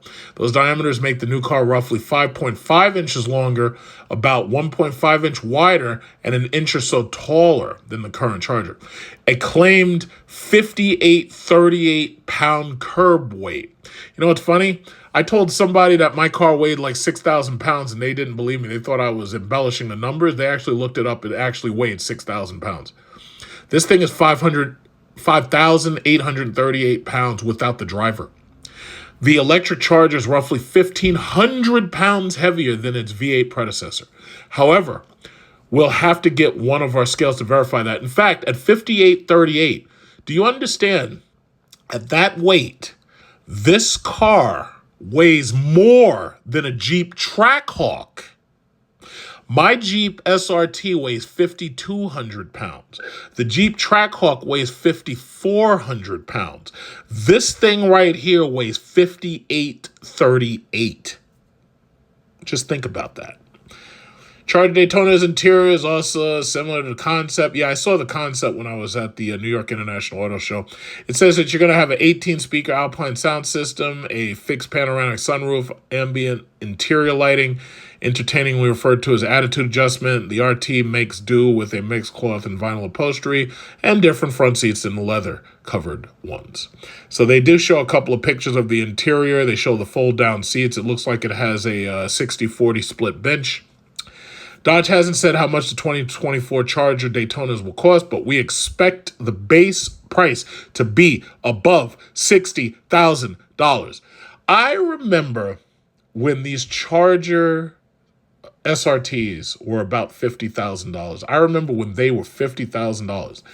They've gotten rid of the SRT badge. They've called it a Scat Pack, and you're paying $50,000 for it. The SRT badge is on the Hellcats, and the Hellcats now retail for over $89,000. Ever since they put those wide body kits on these things are like 85, 88, 89. And then the dealers are slapping, what are those things called? Market adjustments on them. So that means that, God forbid, well, I don't know if the dealers are going to do it because we have to wait and see. But chances are there's going to be market adjustments put on these things. These things are going to not be sold at sticker because the dealers have already realized, hey, we can sell these things above sticker and these morons will pay for them. If we can get them to buy a Demon 170 for $250,000, then we can definitely get them to pay $5 or $10 or whatever it is over sticker. So, bottom line is this. They got pictures online. They got lots of pictures. A lot of this stuff looks like it did at the auto show, except in this photo. It doesn't look like it did in the auto show exactly because they had like red ambient lights that were like all over the inside of the car. I'm not really sure if I think it looked cool or if I didn't, or if it looked tacky or overdone. Bottom line is, I'm going to be waiting to get my hands on one of these things to drive it. To tell you the truth, as far as the driving characteristics, I pretty much already know what to expect. But the car is going to have to work hard to change my mind or convince me. It's going to have to, I don't hate it. At this point, I like EVs. EVs are new. EVs are, the technology I'm attracted to. I like learning about the new technology. I like driving them. Thus far, there's not a lot of EVs that I've really seen that I actually like. I do like the Mercedes EQ products, except for the fact that they're too small. I would rather have a regular S-Class that was electric. I love the BMW i7. The BMW i7 has that back seat with the huge theater screen television and everything. These things are basically toys, and they're really awesome toys. And your insurance is going to be even higher than it is now if you have a Dodge product. You're not going to pay for gas, but then the question is, where are you going to charge this thing? So obviously you're going to need more charging infrastructure built around. But fortunately, Tesla has opened up the Tesla superchargers, and allowing you to charge at a Tesla supercharger is a good thing. Time will tell. I'm not sure how these things are going to fit into society, but one thing I can guarantee you, as long as these things aren't in rap videos and the rappers can't brag about them, chances are their popularity ain't going to be that high. I am tired of the current Dodge car culture. I think it's disgusting. You got to worry about people stealing your car. You got to worry about people trying to carjack you for your car. You got to worry about people stealing parts off your car, taking your goddamn wheels, your tires. You got to worry about all that. You got to worry about so much. Then you got to worry about these idiots trying to do these lockdowns on highways. And, they're so desperate for attention. Nobody pays any attention to these kids. They're so desperate for attention that they will stop traffic. I don't know what this whole thing about stopping traffic is and protesting and doing stupid shit like that. Let me tell you something. When I see these semi-trailers run these people down, and I see these speeding cars that didn't know that you were there, and you're holding down the freaking highway and you're putting people's lives over. When I see these people get flattened, believe me, I sleep really well at night. I love it. I just love it. Because I'm thinking to myself, what idiot would stand in front of a goddamn highway and hold up the highway and everything? So with these car clubs, what they do is they do these fucking takeovers. And I'm so glad that the police have cracked down on them. What they will do is they will take your car, it's called property forfeiture, chop that shit up and make a police cruiser out of it. I love it. And in most of these other states, they're very specific about it. They're not playing no games with you. This is not a game. You're holding up my goddamn traffic. I'm sick and tired of you. As far as the police go, continue doing an excellent job. Do whatever you got to do. And by the way, when you box these people in and they try to run through the barricade, you know what to do. They didn't issue you bullets for no reason. Deal with them permanently. Jesus Christ. So, that said, I think I'm done here. I'm done with whatever level of ranting I've had to do. And, I'll wait. I'll withhold judgment until I get my chance to drive it. And I'm excited to drive it. I know as soon as it comes out, my dealer is going to let me test drive one of them. I just want to see the interior. Honestly, at this point, I pretty much know what to expect. I just want to drive the interior. I want to see what the interior looks like, see what kind of features the thing has, see how much it costs, and so forth and so on. But the bottom line is my car right now, I'm loving my car. Electric or not, I love my car. It goes back in 3 years. If I choose to keep it longer, I can always refinance it. But who knows? I might go for the Vistic or I might go for the Escalade IQ. I don't know. But we'll see what happens. We'll see what happens. Because, Chrysler's concept, I really don't believe they're ever going to really build that. Chances are Chrysler might have a car similar to the Dodge Charger concept EV. I really don't know. Only time will tell.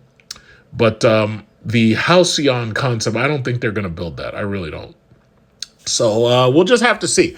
So that's it for this section. Okay, so they've released the information about the Dodge Charger EV, and it seems they also released some basic information about the Banshee.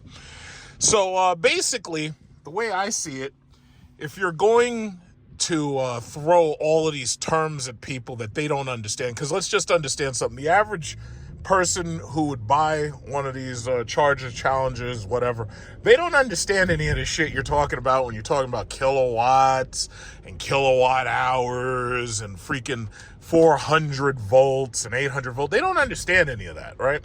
So the easiest thing for you to do is simply consult someone who actually has an electric vehicle, possibly even someone who understands the difference between a gas car and an electric car, specifically because they own both.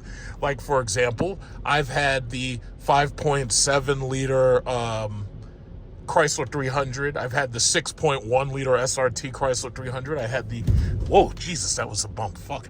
I had the 6.2 liter supercharged Dodge Charger Hellcat, and I have right now the Jeep SRT 6.4 liter. So I understand gas engines pretty well. And now, as you can see, I'm rolling an electric Cadillac. And this is the 600 E4 Cadillac Lyric, fully loaded, luxury model, all-wheel drive. So I pretty much understand both. I've driven just about every new electric car that could come out. I've driven the Fisker Karma. I've driven, the Lucid, what is that thing called? The Air, the Grand Touring. I've driven the Volkswagen ID4, the Mercedes EQS, I've driven a lot. The EQS SUV, like you could basically count like the BMW iX, the BMW i7. I've driven all of this stuff. So I pretty much understand a couple of things about electric cars. Number one, I understand that they pretty much all drive and handle damn near the same. The only difference is how much luxury do you get in the interior. Like for instance, I picked a white interior because I wanted to have nice, lovely white seats, just like these guys with the Teslas, and they're driving by with the white Teslas. So, yes, white interior, you get more luxury.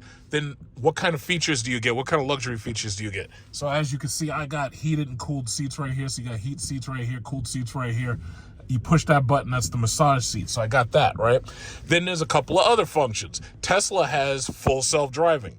My car has what's called Super Cruise. So basically there's a green bar right here, and as soon as you hit that button, the car basically drives itself when you're on the highway. Right now I'm on a service road, not the highway, so I can't really demonstrate that right now. So for the most part, as far as acceleration goes, it doesn't really matter if you have a Chevy Bolt, Volt, Cadillac, Lyric, Dodge, Banshee, whatever. It doesn't matter. These things basically all accelerate pretty much the exact same way because of the nature of an electric motor. So they all have what's called instant torque. And instant torque basically means that these cars are hitting their peak torque the moment you put your foot on that pedal. And as far as horsepower and how fast these cars are actually going to go, horsepower helps you pretty much figure out the performance numbers of these cars. But then, there's a number of other things that also tell about performance, like, your tire size. And, the Dodge, they claim, is going to come with staggered tires. My tires are all pretty much the same size. There's a number of things that go into how well a vehicle is going to perform. But for the most part, if you look at the performance leaders, if you look at Tesla's Plaid Mode Model S, if you look at the Lucid Sapphire, which is $250,000, if you look at the Rimac Nevera, which does 0 to 60 in 1.9, you notice the same things pretty much occur. Basically, all of them have over 1,000 horsepower. Their torque is already going to be high simply because you're dealing with electric motors that are able to generate a large amount of torque. But the thing that really matters when you're talking about performance is the horsepower. So Dodge is saying that the Daytona is going to have like 670 horsepower, which you'll probably have to put it on a dyno in order to verify. But the mere fact is it's going to have less than 700 horsepower, right? Now, with less than 700 horsepower, I can already tell you that it's not going to outperform a Tesla Model S Plaid Mode. Now, a Plaid Mode Model S is about $100,000 right now. As you know, a Plaid Mode will blow the doors off of a Dodge Demon 170, a Red Eye, a Hellcat of any variant. It doesn't really matter. A Tesla Plaid Mode will eat your lunch and then eat you up and spit you out. And there's nothing you can do about it because you're dealing with an all-wheel drive car that has over 1,020 horsepower. Then there's the Lucid Sapphire. A Lucid Sapphire will eat you up, shit you out, eat you again, shit you again, and then eat you again, and then shit you one more time. So basically, the Lucid Sapphire is something, if you ever roll up on one of those, don't try to race it because all you're going to see is taillights, and those taillights are going to be miles away. Even the Bugatti Chiron cannot race that Lucid Sapphire. In a quarter mile, you get your ass eaten. You just get eaten alive. There's nothing you can do. The races, they already got the races posted on YouTube. That Chiron will lose over and over and over and over to a Lucid Sapphire. The Demon 170, you ain't got a chance. Sorry. So, bottom line is this. In order for Dodge to produce a EV that can beat the Sapphire or the Tesla Plaid, you'd have to be above 1,200 horsepower. That's your baseline. So chances are that's not happening because it would cost a tremendous amount of money. The Lucid Sapphire is $250,000. Dodge ain't beating that for any price. It's not happening. Like, you'd have to literally pay them $300,000 for them to be able to beat that. Let's also think about the fact the Daytona is going to be a dual motor car. It's going to be dual motor all-wheel drive, right? So that's two motors, and basically, unless they have a way for you to turn off one of those motors, this whole shit about burnouts, that's over. There's no more burnouts because you can't burn out if you have a set of wheels that ain't moving. So the bottom line is, like with our cars now, if you have rear-wheel drive, yeah, you could do a burnout because the rear wheels are spinning and the front ones are just gripping because you have the brake on. But for one of these dual motor cars, if you step on the pedal, all it does is go forward. That's what it does. Now, how fast depends upon how much horsepower you have. So that's the bottom line as far as performance goes. So frankly, from what I saw today, I wasn't really impressed because they basically said everything that I already expected them to say. They haven't given the official specs for the Banshee model yet. My guess is because they probably still need time to work all that stuff out. But the bottom line is the Banshee is not going to be faster than the Tesla Plaid, and it's not going to be faster than the Lucid Sapphire. Even if they figure out a way to make it faster than the Tesla Plaid, it's not going to be faster than the Lucid Sapphire. That Lucid Sapphire right now is a speed king. The only thing I believe faster than that is the Rimac Nevera. And the Rimac Nevera is a couple $1 million, so you ain't buying that either unless, you're Bill Gates listening to the sound of my voice. Chances are you're not. So that's the bottom line as far as performance. I ain't going to go too much further into that. Now let's understand something about power. This car, from what I heard, has a 400-volt architecture, and it has a 100 kilowatt-hour battery. So you got to understand something. Kilowatts is how they measure power delivery. So as you can see right now, my car is losing 1 kilowatt. Now, my car has a 102 kilowatt-hour battery. So let's assume that my car was full. Right now, it's not full. Right now, I have 208 miles. In fact, let me show you the energy meter so that maybe we could look at this a little bit. So right now, the car is not moving, and it's drawing 1 kilowatt to 2 kilowatts. Let's say it's drawing 2 kilowatts, right? So the Dodge Charger EV is going to be the exact same thing. It's just going to look different. So my car is drawing 2 kilowatts because of all the shit that I got running. Look at this. So I got this running right here. I got my heated seat running. I'm about to turn on my massage seat right there. Look, I'm turning on my massage seat, so I got massage in my booty. And the HVAC is also on. The heater is on, right? So my car is drawing 1 kilowatt. But as soon as I started moving, now the car starts drawing more power from the battery, right? It's pretty simple to understand. If my battery is full, I have 102 kilowatt hours if the battery's full, right? Now, as I'm driving, I'm pulling power out of the battery. That's obvious because, that's where the energy comes from for the motor. So, you see how it says 15 kilowatt? Right now, my foot is on it at a certain amount, and I'm driving at a certain speed. But if I want to speed up, I'm going to use more kilowatts. I'm going to use 75 kilowatts in order to speed up, right? When you're talking about kilowatt hours, basically what they're saying is if I were to maintain one of these speeds for 1 hour, I would use that many kilowatts. It's pretty much understood. Now, that's just the motors, however. More kilowatts might be used because I have all this other shit running. Like I've got the heated seats, the massage seats, I got the HVAC running, I've got my radio navigation system on. So the bottom line is my car has a 102 kilowatt hour battery.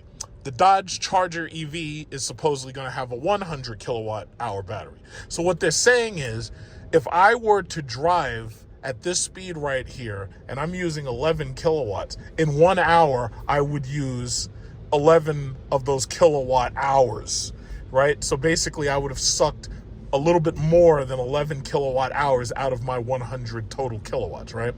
So for the most part, it's hard to keep track of how much energy you're using, because in order for us to be comfortable in these cars, any car, we're going to use a certain amount of power just to be comfortable. If I turn off my heater, yeah, I can save electricity. If I turn off my heated seat, I can save electricity. If I turn off my massage seat, I can save electricity. So the amount of electricity you're using is always changing depending upon how fast you're driving, what kind of features are running, how much energy does the car use. So bottom line is this.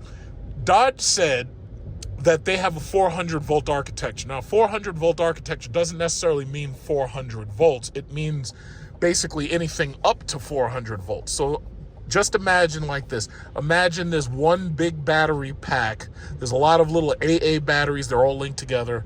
And that battery pack is rated somewhere around 350 to 400 volts, right? Now, the newer cars with the more sophisticated technology, the performance sophisticated cars have an 800-volt architecture. 800 volts is as if they took two 400-volt architectures, plugged them together, and this way, when you go to the charger and you charge the car is being charged by that charger, and that charger is putting a certain number of kilowatts into the car for every second or every minute or whatever. But when you have that dual architecture and you have 800 volts, it charges the car faster on an AC charger, because now instead of just charging one battery pack, you're able to charge both battery packs simultaneously. So you have a 400 plus another 400, that equals 800. And now when the power goes, it splits between the two. So one goes to the 400, one goes to the other 400. Boom, you're charging a lot faster. What's this? This chick is sexy up in here. What's this? She got the posh. She's sexy, got the posh. Now listen, I gotta get me an OnlyFans, and I gotta learn how to sell feet photos, and I gotta learn how to sell fart in a jar, because if these young chicks with all this hot, sexy cars, if they're able to do that selling feet photos, I should be able to too. Why should I have to work hard? I should be able to retire early, and I shouldn't have to work that hard. But they got feet photos, and they selling feet photos because there's a lot of thirsty simps on the internet paying for feet photos. I have a problem with that. I'm tired of these young chicks passing me in Rolls Royces and all these expensive cars, and all they had to do for it was sell feet photos. I have to go to work every day, work hard. I'm tired of it. So anyway, as I was saying, right now the car is sitting still using 1 kilowatt, 2 kilowatt, and now I'm going to speed up. 74, 75, 108, 114. So if I were to keep up that 114 and I were to hold that for an hour, yeah, I would suck down 114 kilowatts, which I don't have. So I would kill my battery. So what am I saying all this to say? Well, first of all, one of the things that you're going to need to understand is when they move to electric vehicles, one of the things I've noticed electric vehicles pretty much eliminate is waste. Speeding is wasteful. Burnouts are wasteful. What else is wasteful? Subwoofer systems in your trunk. Like, let's say you've got a Clips, or let's say you got a Kicker or JBL, and you got dual 12s or dual 15s or some shit in your trunk, right? You ain't using that in no electric car. First of all, you won't even be able to set that up in one of these cars. That's number one. If you do somehow manage to set it up, which probably you're not going to be able to, that shit is going to kill your battery dead. These cars have a high voltage battery. Oh, this is a 2018 Jeep SRT. I've been seeing a lot of Jeep SRTs in silver lately, just like mine. But anyway, these cars have a high voltage battery. That's the skateboard battery on the floor, right? Then they have a half-size 12-volt battery usually.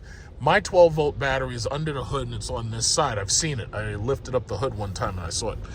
When you want to jump start the car, assuming your high voltage battery is not dead, but let's say that your 12-volt battery has died because you haven't been using the car in a while. If you want to jump start the car, you're supposed to open up the hood and you're supposed to plug the other car that you're going to use to jump start. You're supposed to plug that into right here to the 12-volt battery, not the high volt battery. The high voltage battery you don't touch. The high voltage battery needs to be charged either at a home level, 2 charger, or even a level 1 charger. So that's another thing about the Dodge EV. They claimed that the Dodge EV is coming with an 11 kilowatt charger, right? So we're talking about home AC charging when you're charging on AC current, right? My car, because I paid, why do I feel like, it's funny because that truck is moving backwards and I'm looking forwards. It feels like I'm moving, but I know I'm not because my foot's on the brake. It's so weird. But anyway, my car has the 19 kilowatt charger. Now, in order for you to upgrade to a 19 kilowatt charger, that assumes that in your house you have a 50 amp fuse and that you're going to install a level 2 charger on the side of your house or in your garage, and it's connected by a 50 amp fuse so that you can get the maximum amount of amperage into that charger, and therefore you can charge level 2 high speed, right? Now, the level 2 charger that I have, no truck, come on, man. Nope. Okay, so the level 2 charger that I have is 48 amps. But because I didn't hardwire it and because I plugged it into a NEMA 1450 outlet, my charger charges at 40 amps. So basically, my charger's charging not as fast as it possibly could charge, which in some cases is probably good because that'll help the charger live longer. But the bottom line is, when you charge a lithium-ion battery, it's a lot like your cell phone. I want you to imagine a parking lot next to a stadium. When the stadium opens, people come into the parking lot, they're looking to park, right? So basically, it's easy for cars to find a park when the stadium is not full. But when the stadium starts to fill up, it gets harder and harder and harder for the cars to find a park. Well, that's exactly how a lithium-ion battery is. If you're charging one of these cars, as you start to charge from 0% towards 50%, it's very, very fast to charge from 0 towards 50 or even to 80%. But once you get to 80%, now the lot is full. So it takes longer to charge that last 20%. This is what they refer to as state of charge. Now, my car, when you buy these cars, they suggest that you only charge 85% of your battery. So assuming that my battery is 102 kilowatt hours, they tell you that they only want you to charge to 85% because it helps prolong the life of the battery. Now, you are allowed to charge up to 100% and get that full 307 miles. But the problem is, if you do charge up to 100% over and over and over and over, it's going to wear down the life of the battery. Not only that, DC fast charging also hurts the life of the battery. So they don't want you really doing that either. I mean, you could do it. It's just that they don't want you to do it over and over and over and over, because the more you do it, the more you damage the battery. See, this is Mercedes. They got the EQE. I was wondering if they had the new E-Class, but they just have EQE. It's this is what it is. This is the future. All of these car companies are pushing all of this fucking electric cars, and this is boring-ass Toyota right there. And these car companies, all of them are pushing electric cars because Germany is a part of NATO, and they lost the war with Ukraine. So because they lost that war with Russia over Ukraine, they have to figure out ways to push us into electric vehicles as quickly as they possibly can, because they cut off the Russian oil. We've already made enemies out of Venezuela, and they want to lower dependence on foreign oil. The problem is America is addicted to foreign oil. So the bottom line is, they want you to not be an electric. They want you in an electric car. They'll give you $7,500 tax credits paid for by the taxpayer. Don't worry about it. They don't care. It's not their money. So the taxpayer is paying for the electric car tax credits. The taxpayer is paying for the solar panels. The taxpayer is paying for the windmills and all that shit. Unbeknownst to them, because after all, the government does whatever they want with your money, and there's nothing you can do about it. If they want to buy F-35s, what are you going to say? No? No, exactly. If the helmet for an F-35 pilot is $400,000 each, and we're buying $400,000 helmets for jets that have never fought anybody, or you're buying an F-22 and you're paying, let's say, I don't know, what is it, $500 million, and that thing flies up there to shoot down a red Chinese balloon, a little balloon, it's shooting down balloons, and you're spending all that money to shoot down balloons. What are you going to say? You're going to tell the government, don't do that with my money? Of course you're not. You don't want to end up like JFK. So it's better if you just keep your mouth shut.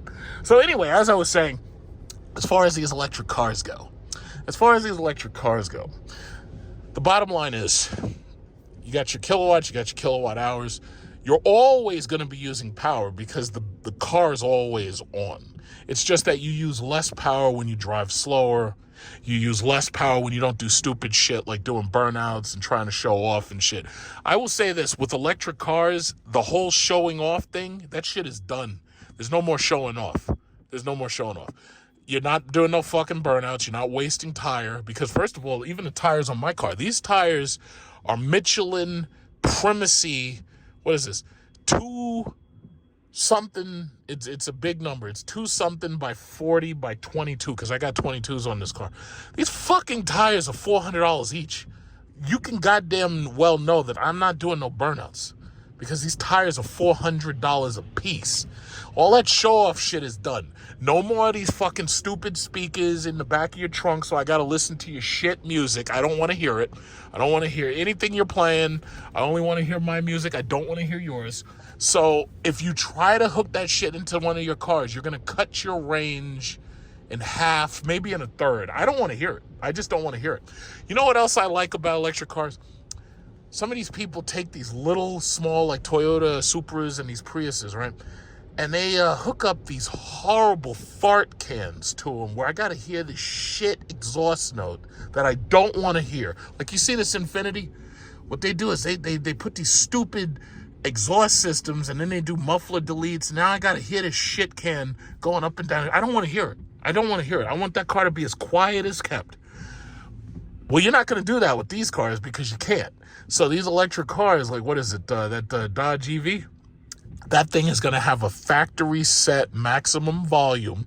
They have to make noise, even though electric cars by nature are silent. They have to make noise simply because there's blind people walking around and you don't want to hit these people.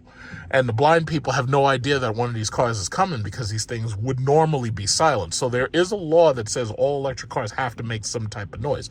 Same thing with hybrids. All hybrids have to make noise because if they're in electric mode, blind people can't hear them. So the bottom line is that Dodge car is going to have a preset, and it's going to have a max volume. First of all, it's only going to be capable of a max volume, but it's going to have a maximum volume. So that means I'm not going to have to hear these pieces of shit rolling around. I don't have to wake up at 3 o'clock in the morning, some asshole's driving past my house, and I got to hear that bullshit. I don't want to hear it. I just don't want to hear it. It's cute when you're at a car show, but I don't want to hear it no more. I just don't want to hear it. Not only that, but we also pass noise ordinances. If they catch you with a loud exhaust, you're getting a $1,000 ticket sent to the mail to your house because they got your, you see those cameras up there? Some of the new cameras have sound technology on them. They can sense how loud your car is. I think it's called a decibel meter. So if you got one of these shitty exhausts that I don't want to hear, you're going to get a $1,000 ticket that you can't fix, can't forget. It's going to get mailed right to your house. And I think the price goes up per offense. So that means no more of these horrible exhausts. I won't have to hear that shit no more. So that's one thing. Because I hate the sound of twin turbos. I hate the sound. The only sound I kind of like is the V8 with a supercharger. And other than that, I don't want to hear them. I just don't want to hear them. I don't like the sound. I don't want to hear it. So if you offend, you're getting a ticket. What else? I think that's about it. So yeah, you see this cop right here? This guy right here offended. I don't know what he did. I don't care.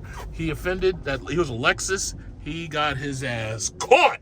That's right. Give him a ticket, officer. So anyway, offenses will be punished severely. Just got to say that. What else was I thinking? Yeah, basically you're not going to waste no more. No more wasting tires. No more fucking sound systems in your trunk. What else? No more of these shitty exhausts. I don't want to hear V6s. I don't want to hear them at all. I don't even want to know what kind of engine you got. I don't want to know. I really don't want to know. What else? Is there anything else? Oh, there's a blue lyric right there and a silver lyric. Oh, that's cool. Anything else? No, I think that's pretty much about it. So that's that. So basically, I'm assuming, as soon as I get home, I'm going to talk about the details of the car based on the website, and that'll be that. So you can put your questions, comments, and criticisms in the URL section, and I'll be sure to look at them later. To be continued.